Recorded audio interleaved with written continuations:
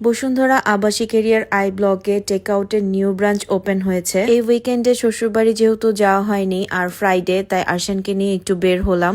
এমন কিছু নেই যে এখন বসুন্ধরা রেসিডেন্সিয়াল এরিয়াতে পাওয়া যায় না। অনেক অনেক restaurant, shopping complex, indoor play zone, super shop, pharmacy, hospital, school, college, university, এমন কিছু নেই যে বসুন্ধরা এরিয়াতে পাওয়া যাবে না। ইউনিভার্সিটি লাইফে এত ফ্যাসিলিটিস আমরা পাইনি যতটা এখন ডে বাই ডে চেঞ্জেস আসছে। বসুন্ধরা রেসিডেন্সিয়ালে থাকার মজাটাই আলাদা। যারা আসলে থাকে তারাই জানে যে এই জায়গার মজাটা কত। আর আমি যেহেতু একটু ভিতরের ব্লকে থাকি, সো আমার এরিয়াটা একদমই নিরিবিলি। যদিও রিক্সা, সিএনজি এগুলো অ্যাভেলেবেল না, পার্সোনাল কার থাকলেই চলাফেরা করাটা একটু ইজি হয়। বাট যারা পাঠাওর বাইক, উবারের গাড়ি এগুলো ইউজ করতে ইউজ টু, তাদের জন্য আবার ঠিক আছে। বাইরের খাবারে যে আমার কি নেশা, প্রেগনেন্সির টাইম থেকে আমি এই বাইরের খাবার আর ছাড়তে পারি না। আর এদিকে তো আমার ছেলে এখন খেতে বসলে সেও আমাকে কিছুই খেতে দিবে না, সে খাবে। এখন তো তাও না দিয়ে খেতে পারি, বাট বড় হলে জানি না আমি ওর সাথে কিভাবে ডিল করব। দেন টেক আউটের ইয়াম্মি খাবার দাবার শেষে চলে গিয়েছিলাম বাসার পাশেই মিনা বাজারে আরশানের জন্য অ্যাপেল আর ডাইপার কেনার জন্য।